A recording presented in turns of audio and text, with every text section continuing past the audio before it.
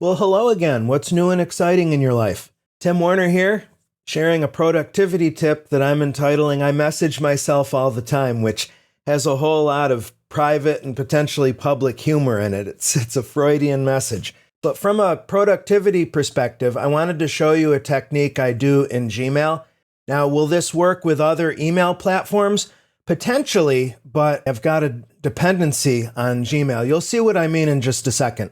Why do I message myself all the time to stay in touch?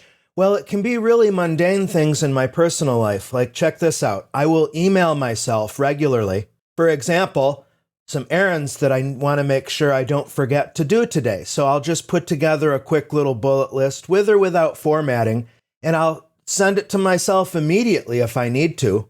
And I don't like unread messages, so I'll read it. But of course, the question is, well, what difference does that make? Well, because I practice inbox zero, which means I process all of my mail, I don't have the problem of just a screen, a never-ending scroll of messages. So I want messages only in my mailbox that are either new or that I need to take action on, see?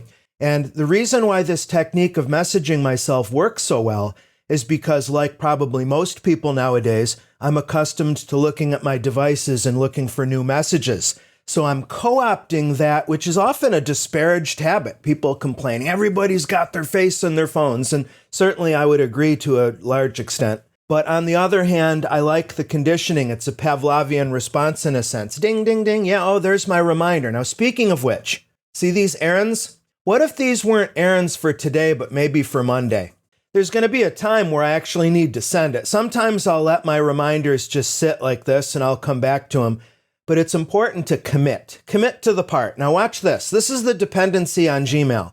See down here under send, it says send later. Check this out. And I'll say like, today is Sunday, July 28th. I'll say Monday. And let's say I want this to come back to me at 9 a.m. You see?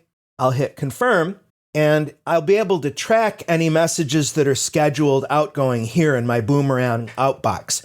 Bottom line, I use a service and have for many years called Boomerang, and it is, to my understanding, only for Gmail. Hopefully they've brought it to Outlook. But the good news is that for me, I use Gmail in work, in my professional life. I love the technology. Here's another everyday thing for me. Let's say I'm sending a message. I'm going to address it to myself, but this would be maybe to a client, a learner, my boss, a colleague, whomever. You know, it's whatever. Maybe it's something like in business. I'm asking a request using very humble language like you can see I'm doing here. But here I am on Sunday. I'm just getting ready for my work week. I want this message to hit the recipient as soon as they hit their desk. You see what I mean?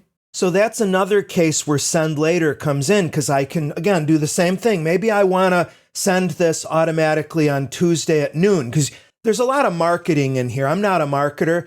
But there's psychology in marketing where you want messages to land on people's desks when they're psychologically and physically most likely going to open them. And you can do that simply with Boomerang. Now, another thing, let's say I'm sending, and this is going to be an urgent request, or it's some job or task that I'm delegating. And when I send out the request, I want to make sure that that request doesn't slip through the cracks. I can do this, remind me, and then I can either use any of these built-ins, or I could just specify. And then I could say, remind me if no reply, if not clicked, if not opened. There's some advanced stuff on click tracking that I don't use. I don't care about any of the marketing stuff. I will do if no reply, but sometimes if it's important enough, I'll have Boomerang bring the message back to me regardless. So at this point, I could hit send or send later, but I'll also get this message boomeranged back into my inbox tomorrow afternoon. Now, I could be more intentional if tomorrow afternoon wasn't good enough.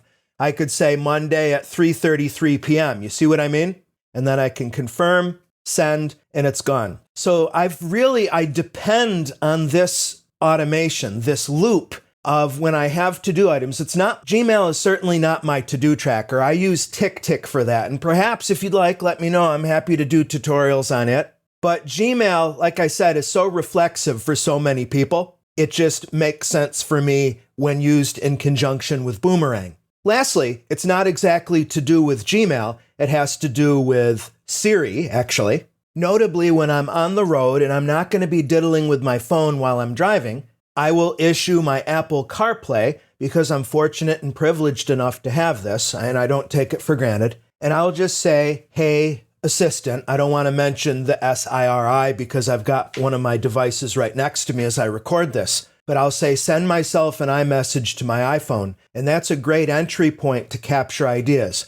Another part of my productivity that's absolutely core is David Allen's Getting Things Done. And again, that takes us down another whole rabbit hole that we don't need to get into at this point. Again, it comes back to this notion of using Gmail as one way, and iMessages is another way, any of these messages, as devise a mechanism to have these important things come back. And if it's not Boomerang, I know that there's other services that allow you to do that. In fact, I do remember Gmail itself having some built-in capability, but for me, this is one of those things that is Boomerang is, to where it's worth paying a premium. Another thing it does is integrates with Google Calendar beautifully. So you can actually see in advance if you've got messages that are out, stuff that you're waiting on, and you've scheduled it to come back to you with Boomerang. And again, the way you do that here is using the Remind Me controls. And there's other things with tracking and meeting that, again, you might care about, but I don't. But being able to see those on the calendar, again, forewarned, forearmed. I love having as much visibility as I can. Well, there you have it. Nothing more to the lesson than that. I hope that you got a lot out of the training, and I'm pretty well decided. I'll make sure my next one it will be on my philosophy on getting things done, and then I can describe my capture and processing tools, because everybody who's into GTD is all about the tools, but we say that it's not all about the tools, you see? All right. Catch you later. Thanks a lot.